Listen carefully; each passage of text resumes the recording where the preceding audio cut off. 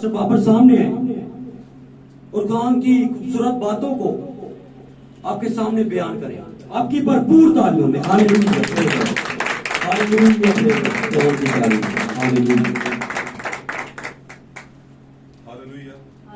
Hallelujah, hallelujah. सिर्फ बच्चियों की आवाज आ रही है, बाकी समझते हैं इतना जरूरी नहीं है। हालेलुया। पादरी नालों बहुत ही ਤੁਹਾਡੀ आवाज आनी चाहिए। पादरी तो बुढ़ा हो जाता बेचारा, ਤੁਸੀਂ जवान हो सारे, है ना। Hallelujah, hallelujah, praise God. आपको मैंने बताया इन लफ्जों की अहमियत क्या है। इन लफ्जों की बड़ी अहमियत है। ये वो अल्फाज है, बार बार बताना पड़ता है आपको, इसलिए बताना पड़ता है कि मुझे तो बड़ा महसूस होता है भाई अपने लिए कि ये लफ्ज इतने अहम है। हालेलुया कहना, हालेलुया, कि ये लफ्ज फरिश्तों के हैं। आपको पता है ये फरिश्ते आसमान पर मेरे और आपके लिए, आपके खुदावंद के लिए बोलते हैं। हालेलुया। तो यीशु मसीह ने कहा था तुम भी जमीन पर क्या हो, फरिश्तों की मानद, आसमान पर फरिश्तों की मानद होंगे। तो जो चीज खुदावंद कहता ना होगी, ये समझ लें कि जब आप पैदा होते हैं उसी टाइम से शुरू हो जाती है। आप वहां से फरिश्ते हो जाते हैं। आपको कहना क्या तुमको फरिश्ता आसमान पर था है, बोलो हाँ जी बिल्कुल सच कहा आपने, मैं फरिश्ता ही हूं। हालेलुया। क्योंकि जब यीशु ने कहा था ना डाकू को तू आज ही मेरे साथ, तो मतलब था इसका कोई क्या मतलब था। जब से उसने यीशु का इकरार किया उसके लिए फिरदौस उसी टाइम शुरू हो गई। तो जब आपको खुदावंद ने कहा कि ईमानदार जो है मेरे लोग जो है आसमान पर फरिश्तों की मानद होंगे, तो आप उसी टाइम पर जब इसे कबूल कर लेते हैं तो आप क्या हो जाते हैं, फरिश्तों की मानद। थोड़ा सा टाइम गुजार रहे हैं जमीन पर, वो हम भी गुजार रहे हैं, लेकिन भाई ब्रानम कहते हैं नो प्रॉब्लम। आपके पास रैप्चरिंग फेथ है, उठाए जाने वाला ईमान है आपके पास, और ये खास चीज है। अगर आपने पूरी लाइफ गुजारी, इबादतें की, कॉन्ग्रीगेशंस किए, आमीन, आपने स्टडीज की, आपने बड़े बड़े भेद ले लिए, आमीन, आपने बड़ा बड़ा पढ़ लिया, सेमिनारीज कर लिया और भी बहुत कुछ, और सबसे बड़े गिरजा के मेंबर भी हो गया, ये बात इस बात की गारंटी नहीं रखती कि आपके पास रैप्चरिंग फेथ है। रैप्चर कहते हैं उठाया जाना, और फेथ कहते हैं ईमान को। हालेलुया। और अगर आपके पास रैप्चरिंग फेथ वाला ईमान नहीं है तो रह जाएंगे जमीन पर। जमीन पर जो रह जाएंगे उनका बुरा हाल है। पाक कलाम ने बयान किया उनके लिए बहुत बड़ी मुसीबत रखी हुई है, और ये फिजिकली मुसीबत है, स्पिरिचुअली मुसीबत नहीं है। Hallelujah, hallelujah. अगर तो किसी को थोड़ा सा सर दर्द हो जाए तो पादरी ਨੂੰ कॉल करने पर सब दुआ करो मेरा सिर ना अद्धा को दर्द कर रहा है, ते देखो ना अद्धा कर रहा पूरा करे तो तकलीफ नहीं देता। क्या ख्याल है? तो सोचें कितनी बड़ी आफत जमीन पर आने वाली है। आमीन। ये सच कह रहा हूं आपको, कलाम कह रहा है, किसी इंसान की बात नहीं। तो इसलिए हालेलुया कहा करें। आमीन।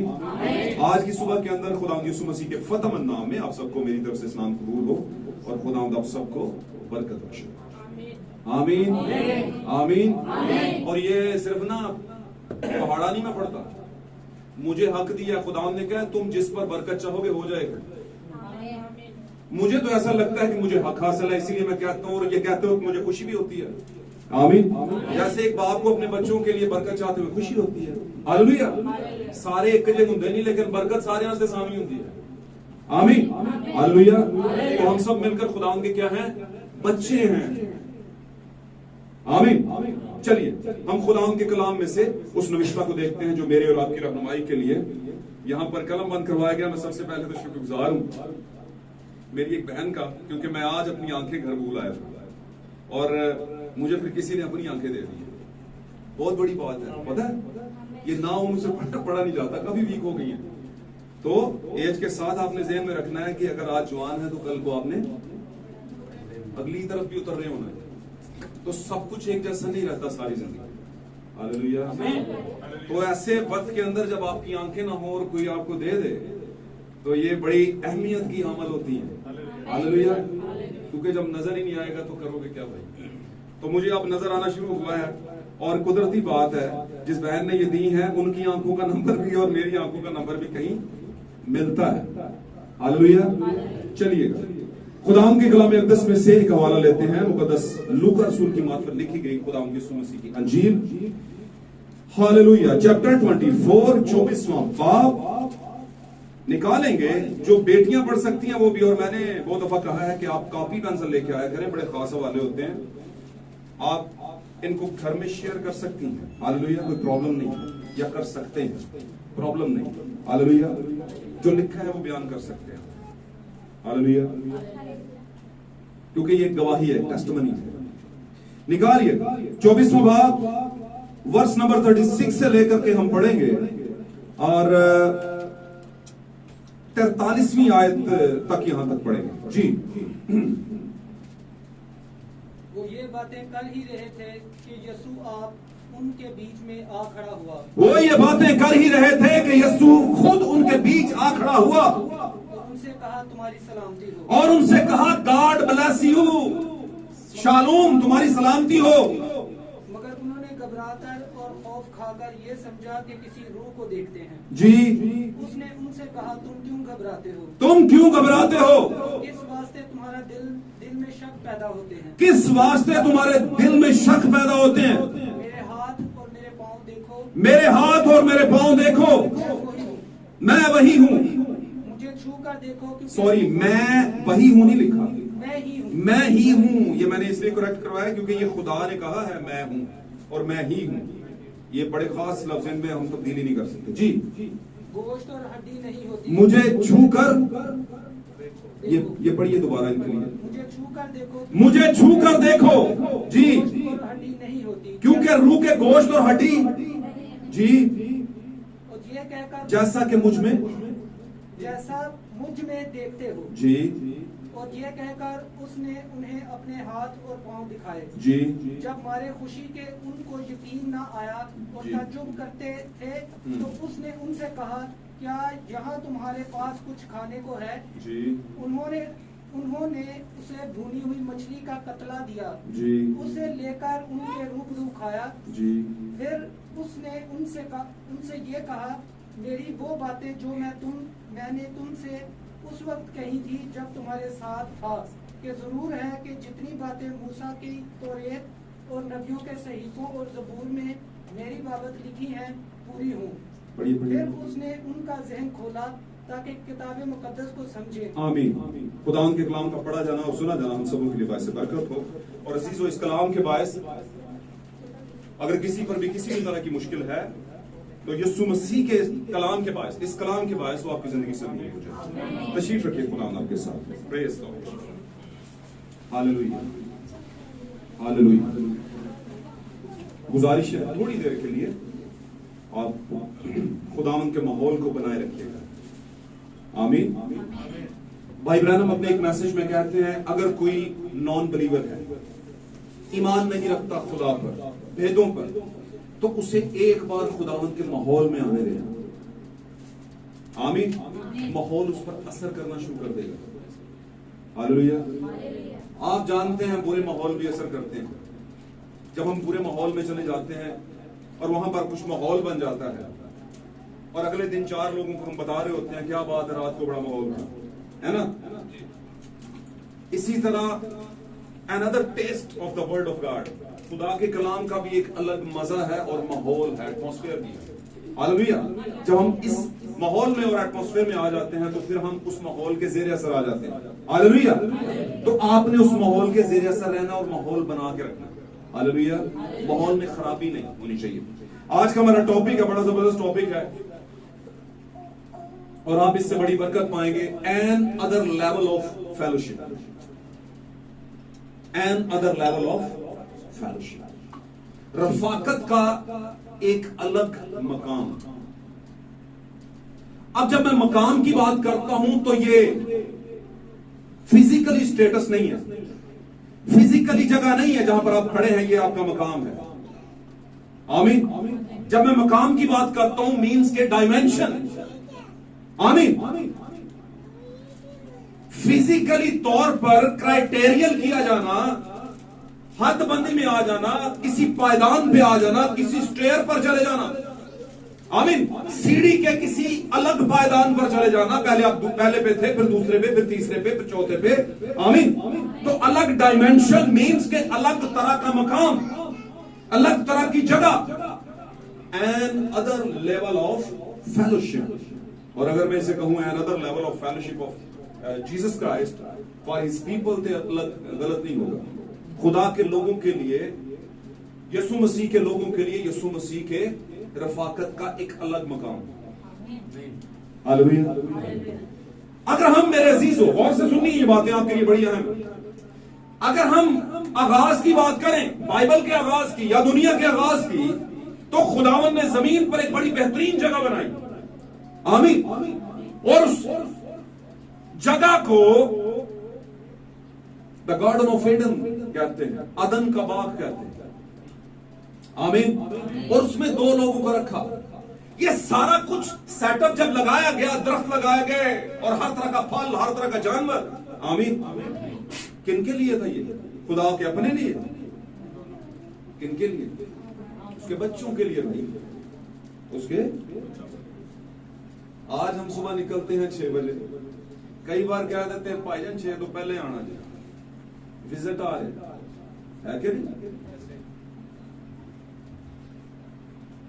हो सकता है शादी ना हो, बच्चे ना हो, जैसे कि जाके कम कर मैं उठना चाहिए है उधर घर भी कह रहे तेन नौकरी की लोड़ ही नहीं पुत्र, तू साडा लाडा ला, तू स्कूल मार, है ना? बेड पे सारा कुछ मिलना है, क्यों बेटा?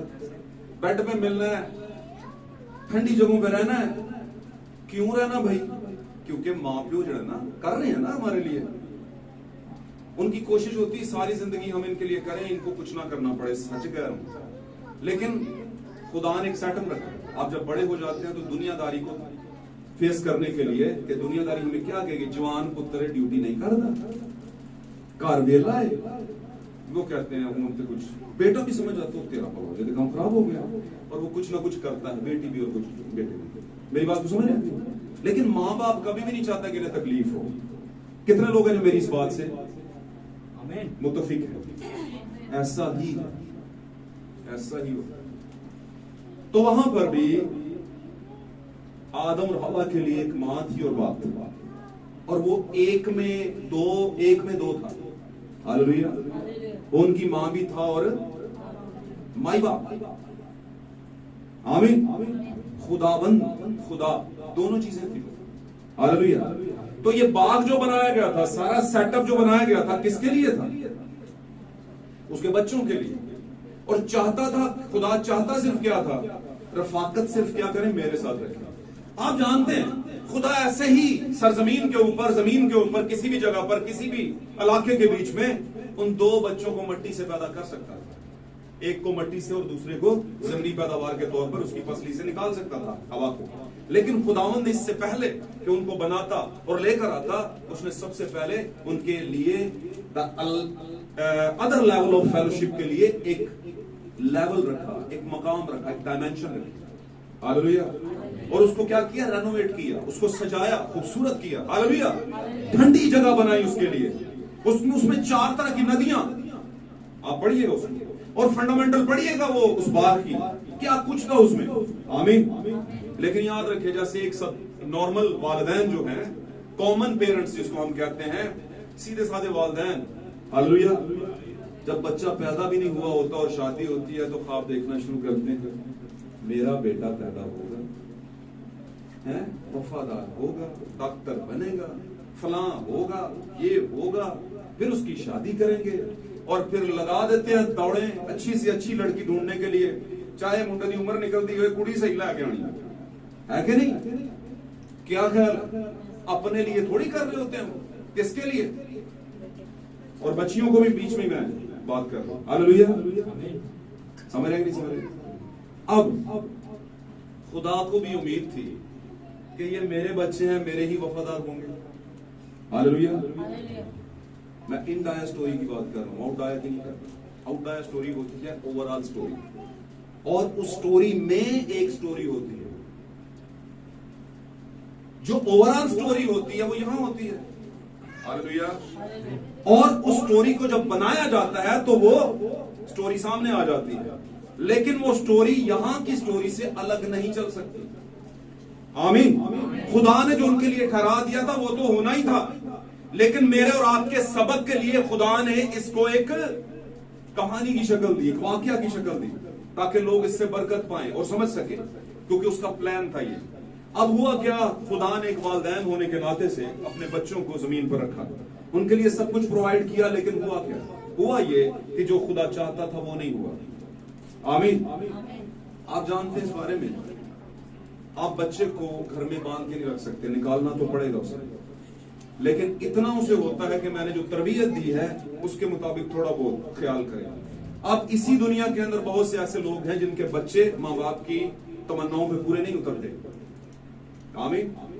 पूरे नहीं उतरते, और इसी तरह कुछ पूरे भी उतरते। इसी तौर पर वहां पर भी उनमें से एक पूरी तरह पूरा नहीं उतरा और दूसरा उसके पीछे जाने के बाद पूरा नहीं उतरा।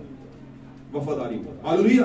यानी हवा ने फल खा लिया, आदम को पता था ये नहीं करना, लेकिन अपनी बीवी के लिए उसने ये कर लिया। इसलिए आगे जाकर पौलुस कहता है कि आदम ने गुनाह, बोलिए, बल्कि हवा फरेब खाकर किसमें पड़ गई। यानी पौलुस पर यह रेवलेशन उतरा कि हवा ने गुनाह किया, और हवा के गुनाह में शामिल हुआ है कौन। आदम। आदम का अपना जाति कोई गुनाह नहीं था। आमीन। हालेलुया। अब खुदा अलग से फेलोशिप कर रहा है उनके साथ, और कौन सी फेलोशिप है।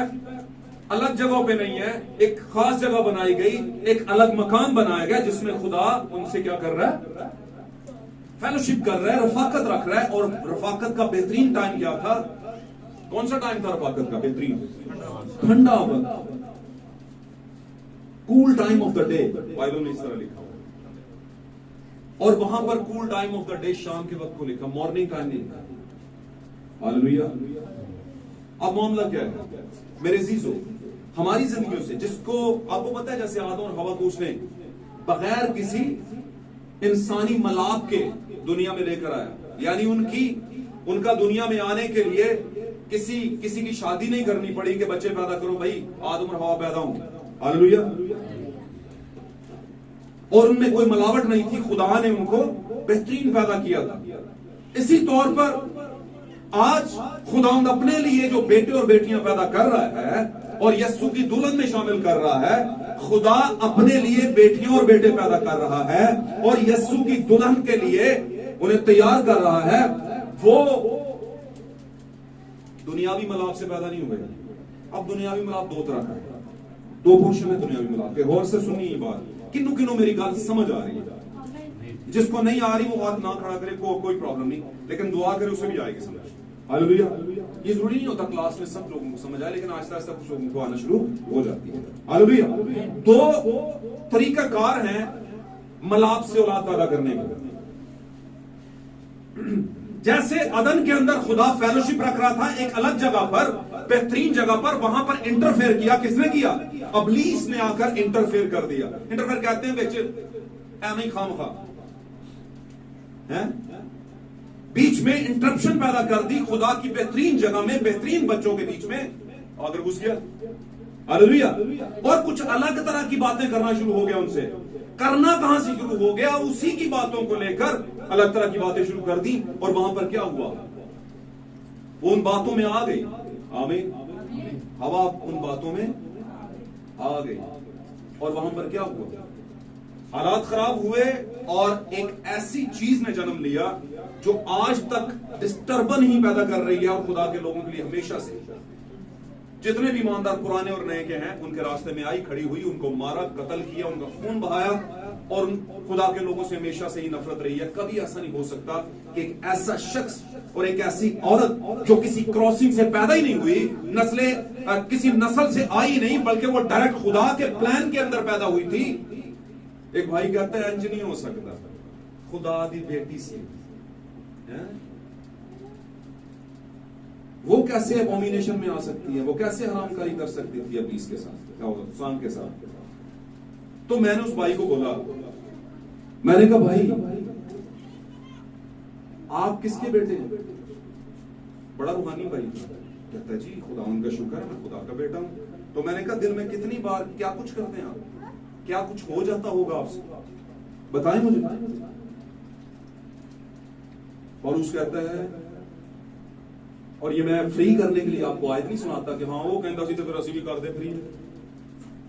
मैं ये बात खास बताना चाहूंगा, ये मैं बातें आपको इसलिए बताता हूं कि आप रूहानी और मनसूब आंखों से इसको देखें और परखें, रूहानी दिमाग से। हालेलुया। वो कहता है खुदावंद ये दुनिया मेरे लिए मुसीबत का गड़ा, क्योंकि जिस नेकी का मैं इरादा करना चाहता हूं, देखें, सोचें, वो करना चाहता है भाई, हम तो करना ही नहीं चाहते। हम कहते हैं लिखा है कि हो जाती है, तो लाओ फिर हो गई है? गिरती हुई दीवार को आप ही दो। ऐसे नहीं सोचना, ऐसे कभी पार कोई नहीं लगेगा। असि लगे नहीं है, साड़ी नस्ल भी नहीं लगेगी, वो भी नहीं सोचेंगे। बात समझ रहे, समझ रहे? अब हुआ क्या वहां पर,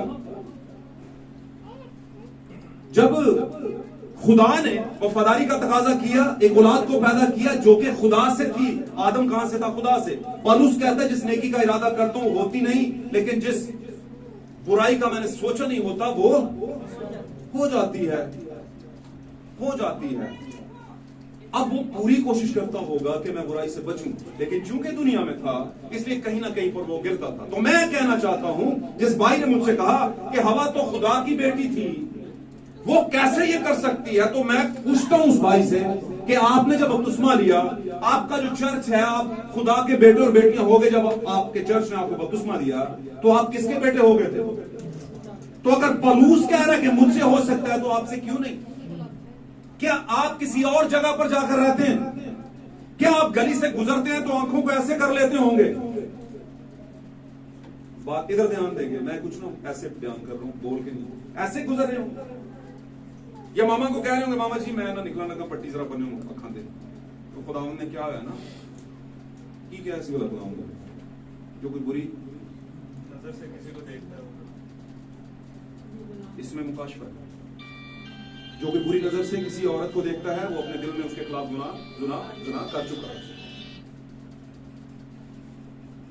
लेकिन मैसेज के लोगों को पता है कि वो बुरी नीयत से देखने पर उकसाया किसने? कुछ तो ऐसा था कि जो देखने के काबिल था।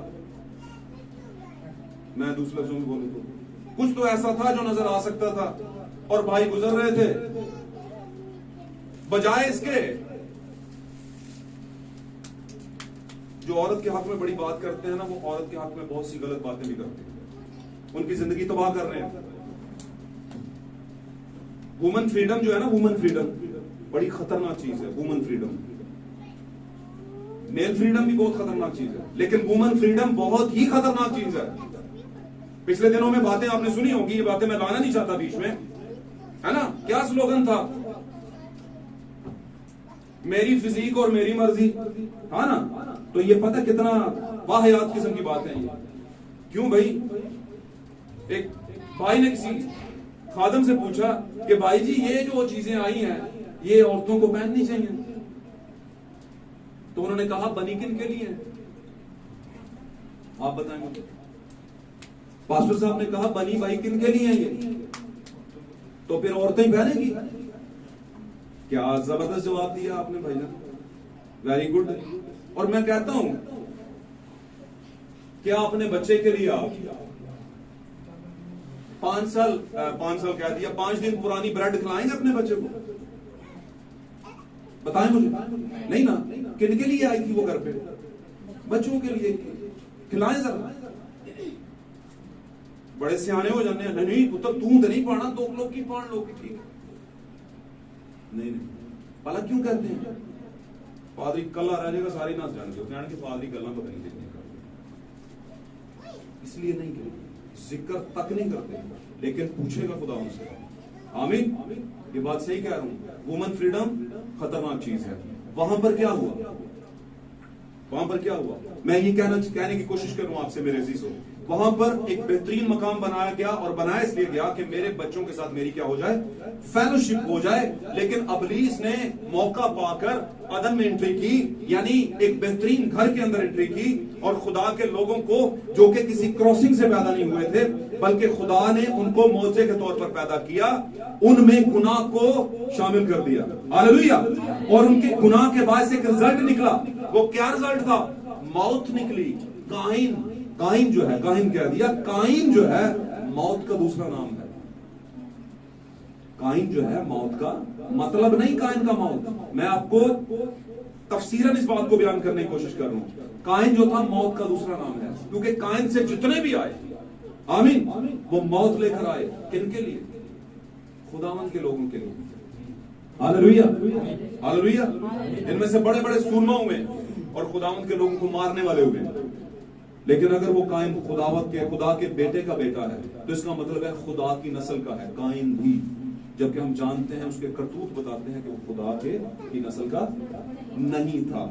लेकिन खुदा के जो खास लोग हैं, जिनसे खुदा एक अलग जगह पर फेलोशिप करता है, उन्हें बताते हैं दिल के फेर। यहाँ पर मेरे अजीजों, खुदावंद ने उनसे आगाज ही में एक अलग जगह बनाई और वहां से उनके साथ फेलोशिप करता था ठंडे वक्त के अंदर। रूहानी एतबार से आज ये अदन है, ये दुनिया क्या है? जैसे उस वक्त बनाया खुदा ने था अदन, आमीन। लेकिन हुकूमत किसकी आ गई उस अदन के ऊपर? सॉरी, एंट्री किसने मार दी उस अदन के अंदर? इब्लीस ने एंट्री मारी, और वो इंसान जिनके लिए वो अदन बना था, उनको घर से निकाल के दम लिया, आमीन। और जब उनको निकाला तो उस वक्त, उसके बाद वो सारे के सारे आदम और हवा और उनकी पूरी नस्ल किसके इख्तियार में आ गई? किसके इख्तियार में आ गई? जिसने उनको निकलवाया था भैया, बाहर खड़ा था, नस्ल पूरी की पूरी उसके इख्तियार में आ गई और आज तक उसके इख्तियार में है, आमीन। लेकिन इस जमाने में रूहानी एतबार से जो अदन है, हालेलुया, वो ये दुनिया है। क्योंकि एक अदन खुदा ने बनाया था और ये अदन किसने बनाया? एक अदन खुदा का था। आप जानते हैं ना, बात मेरी समझ आ रही है? अदन बाग को कहता है, बाग अदन, यानी फिरदौस को भी इसका फारसी में मतलब है फिरदौस। Hallelujah, hallelujah. तो गौर करेंगे, बात समझ आएगी, ध्यान दें। एक अदन खुदा ने बनाया, उस अदन से खुदा के लोगों को निकाला और फिर वहां पर अलग जगह पर इब्लीस ने एक अदन बनाया, और वो कौन सा था? ये है, ये अदन। आज पूरी दुनिया शैतान का अदन है, आमीन। लेकिन खुदा अपने लोगों पर रहम करते हुए वही तरीका जो उसने आदम और हवा को पैदा करने के लिए बनाया था, आज खुदा फिर से, उस वक्त क्या कहा था खुदा ने? कलाम किया था और चीजें वजूद में आना शुरू हो गई। ऐसे ही था ना? हालेलुया। खुदा को कुछ एफर्ट करने की जरूरत नहीं पड़ती, खुदा बस बना देता है, क्या देता है वो बना देता है। हालेलुया। बहुत कुछ है, इस पे लोग बड़े सवाल करते हैं, लेकिन मैं समझता हूं खुदा जब कह देता है तो चीजें बनना शुरू हो जाती है, हालेलुया। वरना अगर उसे खुद ही करना पड़े तो फिर वो खुदा नहीं है, आमीन, आमीन। वो कहता है, मैं तुझे कहता हूं, क्या ख्याल है? पहले उसकी लत्तां सीधियां करता होगा, फिर उनके थले करता होगा, फिर थ्रॉपी करता होगा, शाबाश। ऐसे नहीं। बेटी, मैं तुझसे कहता हूं, जन्म के अंधे को कह रहा है, क्या ख्याल है? समझ मेरी बात? वो जो पोज के पास बैठा हुआ था, उसको कह रहे हैं अपनी चारपाई उठा और चल फिर, तो खुदावंद को कहना पड़ता है। तो वहां पर क्या हुआ?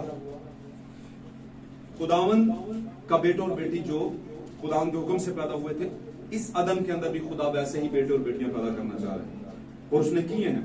और आप जानते हैं, आप जब पानी का बपतिस्मा लेते हैं ईमान के साथ और खुदा को कबूल करते हैं, तो आप किसी क्रॉसिंग से पैदा नहीं होते, बल्कि खुदा के कलाम पर ईमान लाकर पैदा होते हैं, आमीन, आमीन। खुदा यीशु मसीह की जलाल के लिए ताली बजा सकते हैं। दो बातें मुझे जो महसूस होता है, मैं कह देता हूँ। जब इंसान बोर होना शुरू हो जाए तो ताली मारने में दिल नहीं करता, या जितनी गल समझ ना आ रही हो तो ताली मारन दिल नहीं करता, या ताली मारन तो झकदे हो, ताली मारन दिल बोले नहीं करता। इनमें से किसके साथ क्या मसला है वो आप अपने ऊपर अप्लाई कर लेना, लेकिन मुझे सारी समझ आती है। तो खुदावन के लोग ठंडे नहीं पड़ सकते, हालेलुया, आमीन। तो आज का हमारा आपको पता है, आज का हमारा टॉपिक है another level of fellowship of God, आमीन। खुदावन का अपने लोगों के साथ रफाकत रखने का अलग मकाम, वहां पर अलग मकाम बनाया गया इस अदन के अंदर, इस जमाने के अंदर। जबकि आज खुदा का अदन नहीं, किसका अदन हो गया है? इब्लीस का, क्योंकि इसमें सारा कुछ बनाया किसने है? इब्लीस ने, आमीन। सारी हुकूमत किसके पास आ गई हुई है? इब्लीस के पास। समझ मेरी बात? इस सारे अदन के अंदर से खुदा क्या कर रहा है? शैतान के अदन में से खुदा अपने लिए बच्चों को पैदा कर रहा है और उसमें से निकल कर बाहर आ रहे हैं। आमीन। जिनमें से आप जिन जिन लोगों ने बपतिस्मा लिया हुआ है, ईमान के अंदर है। हालेलुया। क्योंकि ये बदनी तौर पर पैदा होना नहीं है, रूहानी तौर पर पैदा होना है। हालेलुया। हम रहते बदन में हैं लेकिन पैदा हम रूहानी तौर पर होते हैं। हालेलुया। अब यहां पर हमने आज जो वाला पढ़ा है यूहन्ना की इंजील के अंदर, यहां से जो कॉन्टेक्स्ट उठाया, याद रखें यीशु मसीह जी उठने के बाद बनी इस्राएल के पास नहीं गया जिनमें वो पैदा हुआ था। हालेलुया। बनी इस्राएल के पास आया था एक टाइम पर, यूहन्ना की इंजील के पहले बाब के अंदर। लूका की इंजील के आखिरी चैप्टर 24 में हम पढ़ रहे हैं कि यीशु मसीह वो बातें ही कर रहे थे तो उनके बीच में आंकड़ा, कब आंकड़ा हुआ था? जब जी उठा था। जी उठने के कुछ टाइम बाद वो किन के पास गया?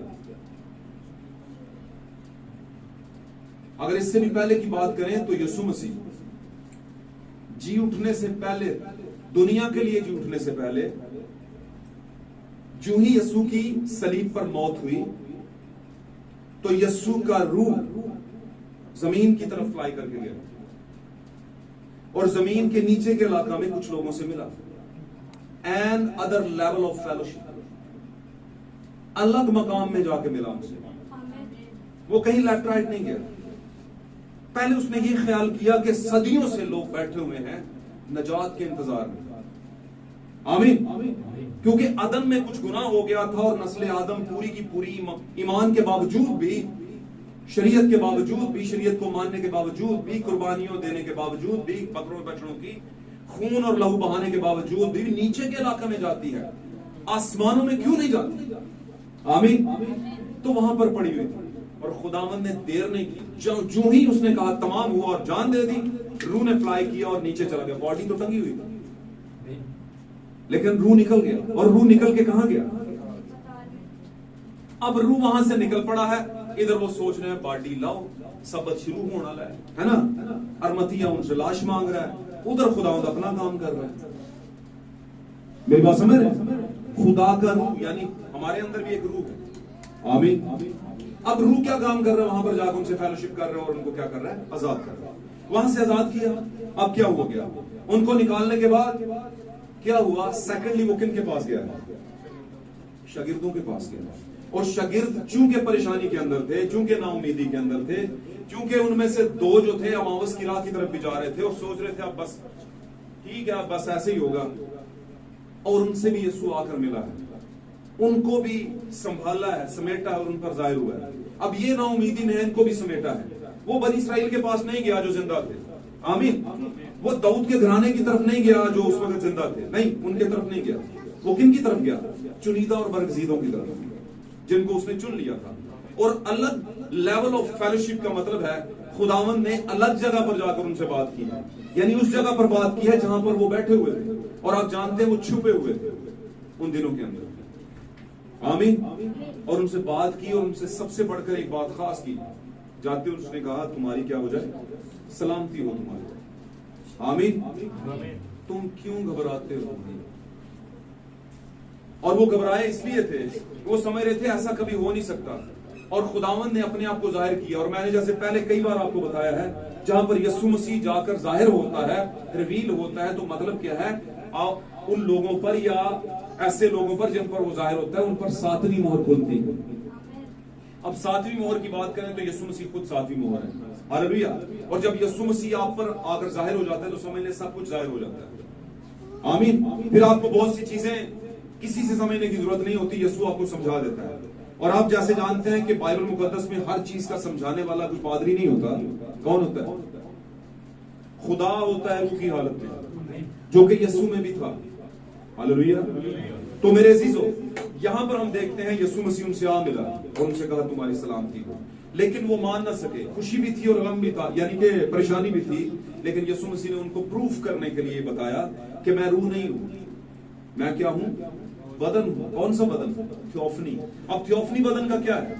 थियोफनी बदन लगता वैसा ही है जैसे जिस्मानी बदन, लेकिन थियोफनी बदन में क्या होता है?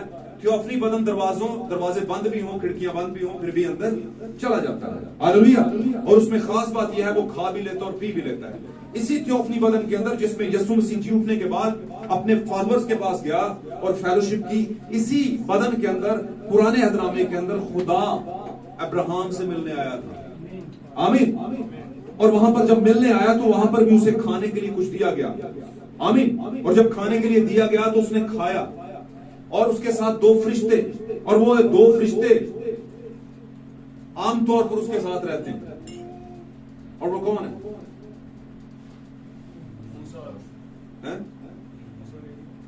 बोल दें भाई, डर के गलत ही हो जाएगा ना, प्रॉब्लम कर दी। मूसा और एलिया भाई ये हमेशा यीशु के साथ हैं। हालेलुया।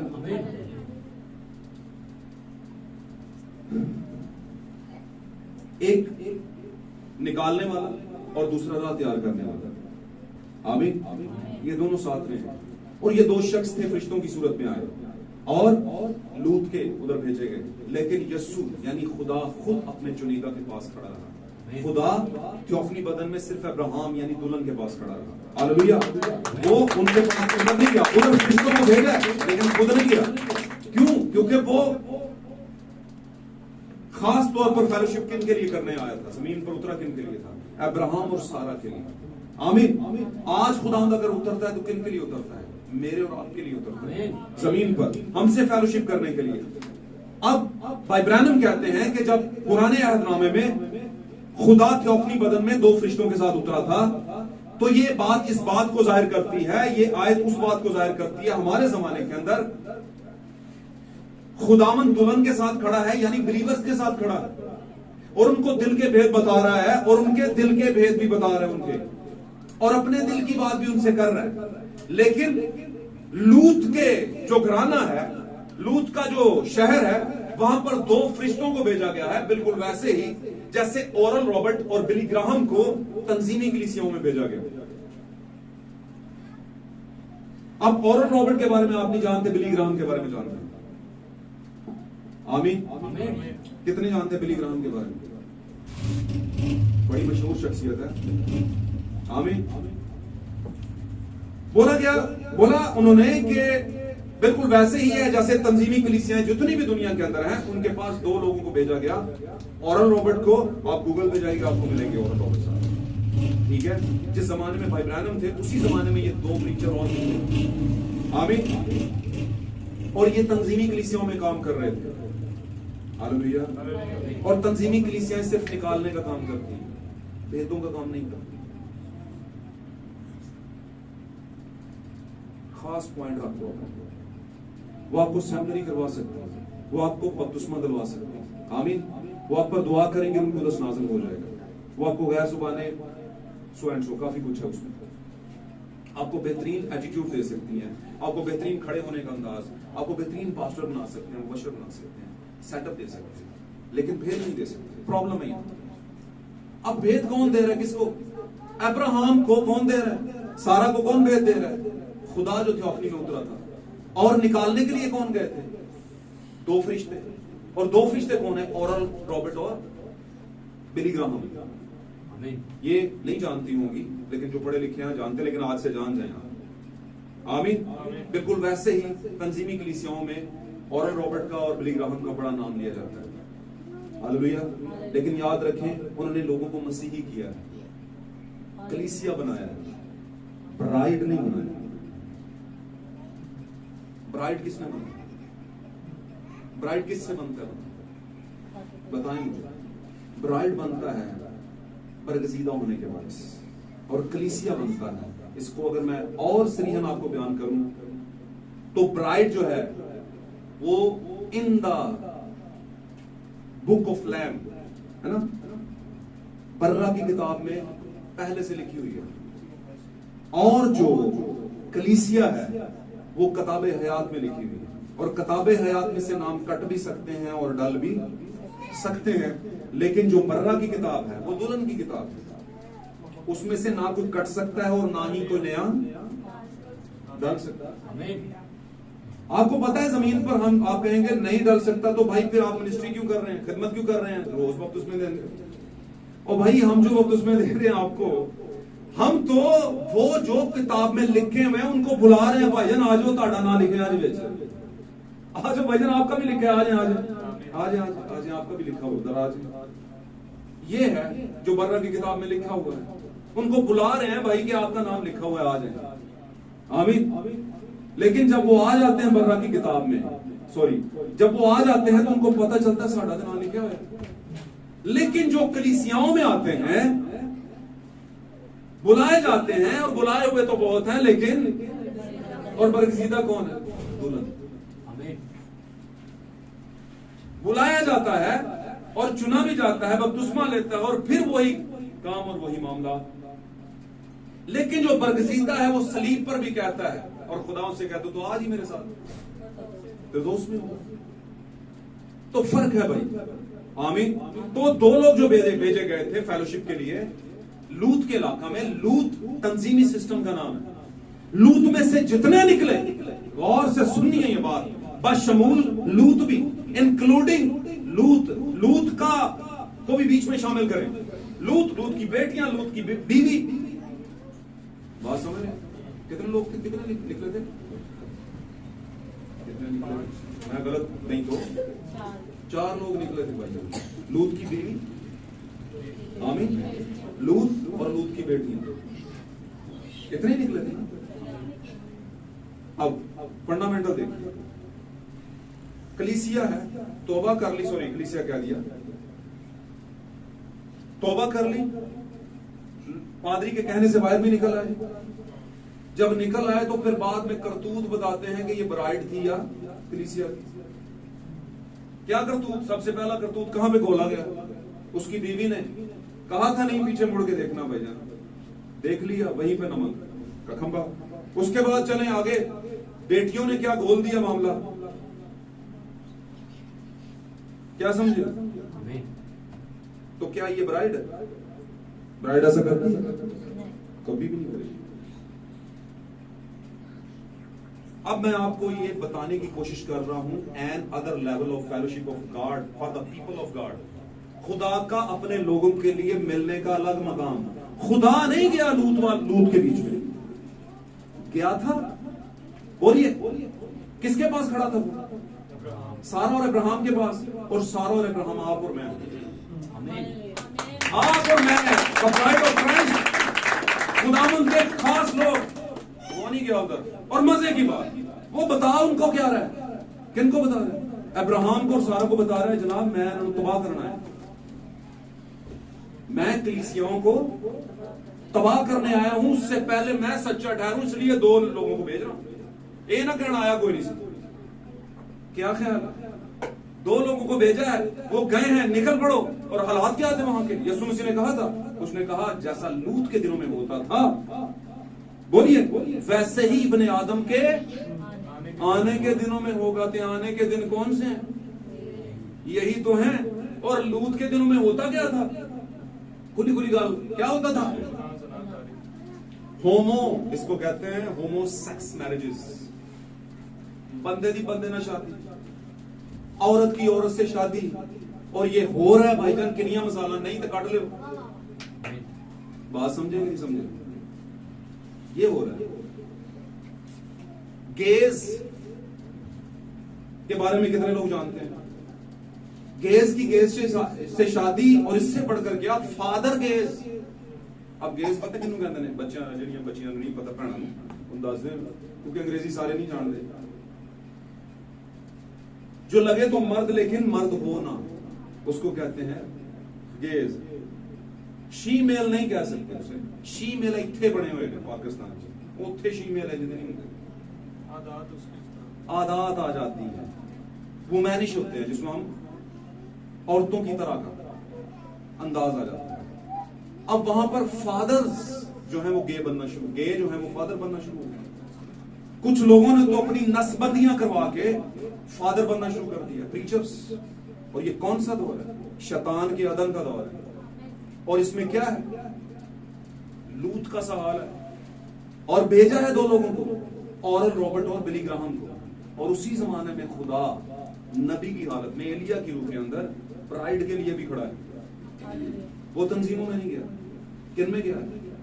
ब्राइड के पास गया है और उसने बताया है, ब्राइड मौसम बहार में तेरे अंदर जिंदगी आएगी, मैं फिर तेरे पास आऊंगा मौसम बहार में, आमीन, और तेरे बेटा होगा। और वो बेटा कौन है? बेटा क्या है? बेटा जिंदगी, और जिंदगी खुदा का, और वो आप और मैं, हमारे पास है भाई। आमीन आमीन। लूत में गए, मिनिस्ट्री की, निकाला, जिनको निकाला उन्होंने क्या गंद घोला। इसी तरह कलीसियाओं के अंदर है, कलीसियाएं आती हैं, बपतिस्मा लेती हैं बगैर समझे। आमीन। मेंबरशिप बनाई जाती है, बड़े बड़े कॉन्ग्रेगेशंस किए जाते हैं, लेकिन ना तो बपतिस्मे का भेद पता है, ना ही वन गॉड रेवलेशन पता है कि खुदा का मतलब क्या है?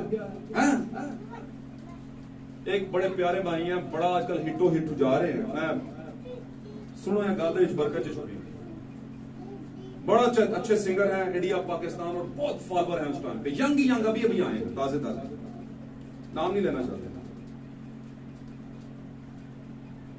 कहीं पर उनका प्रोग्राम हुआ, पता नहीं जड़ामाला हुआ, किधर हुआ, बड़ी दुनिया पता चला, और वो करके आए और उन्होंने अपनी तस्वीरें लगाई और ऊपर लिखा, थैंक्स टू द ट्राइयून गॉड, ऊपर लिख दिया, थैंक्स टू द, बोलिए ठंडे क्यों बंद यार, बोला करें भाई, थैंक्स टू द ट्राइयून गॉड। अब ट्राइयून गॉड का मतलब क्या है?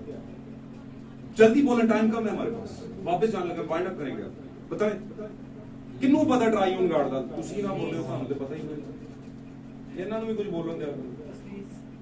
Very good.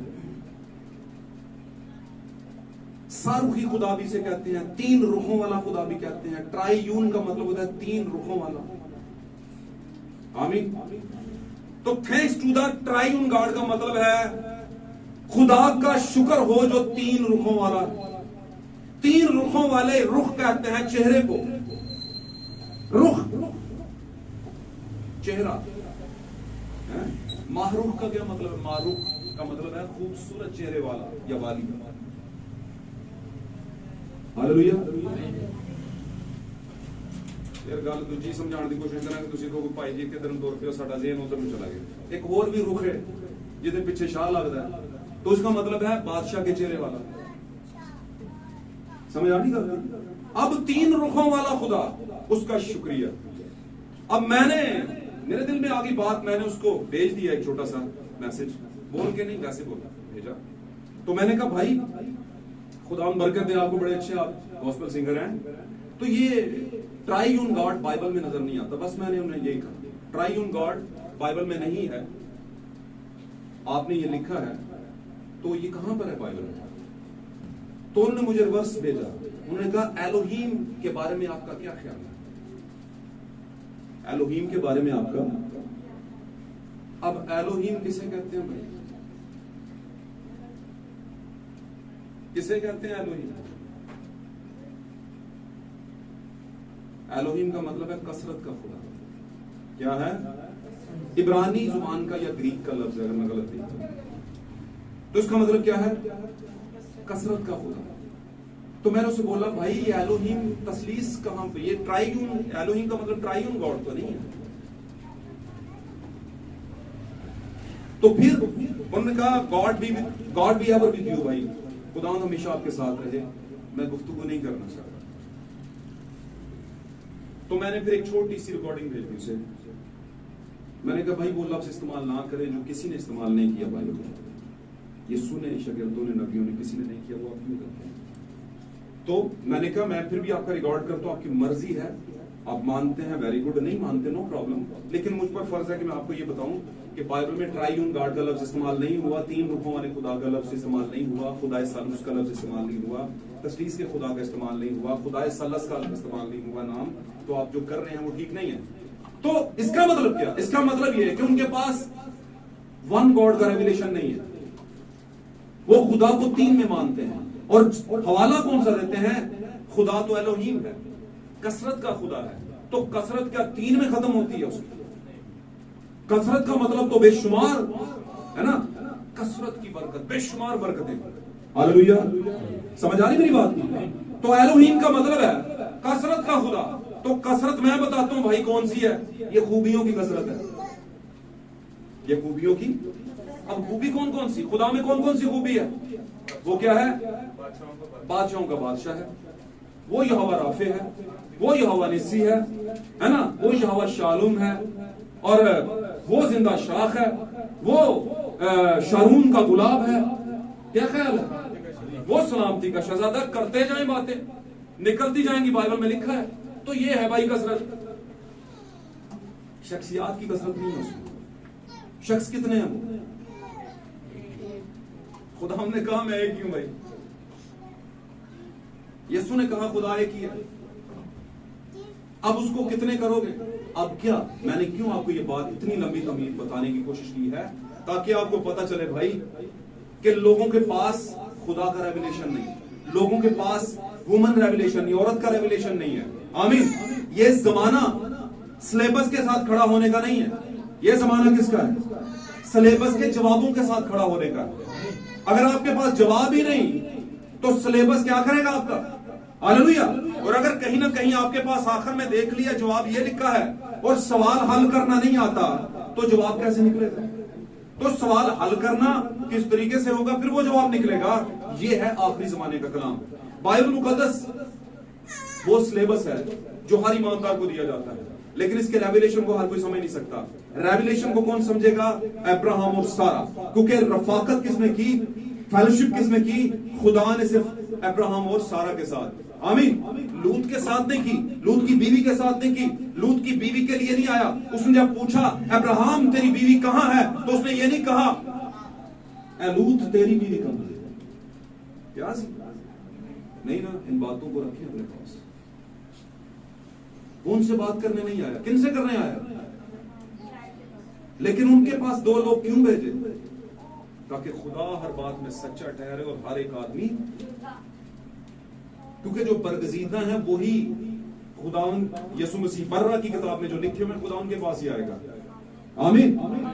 दूसरों के पास आएगा ना तो कुछ ही दिनों बाद पता चल जाएगा कि जनाब नमक का खंबा भी रस्ते बन गए, है ना। और आगे जाके खुदा के हुक्म के खिलाफ एक औलाद पैदा कर दी पकड़ के, दो औलादें पैदा की, मुआबी और अमूनी। लूत की बेटियों की नस्ल में से निकले। आमीन। और लूत भी इन्वॉल्व हुआ इसके अंदर। हालेलुया।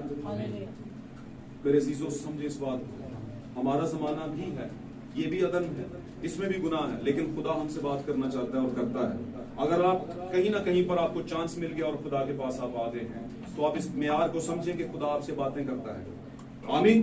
और खुदा आपको आपके दिल के भेद बताता है, उन भेदों को अपने पास रखें। हालेलुया।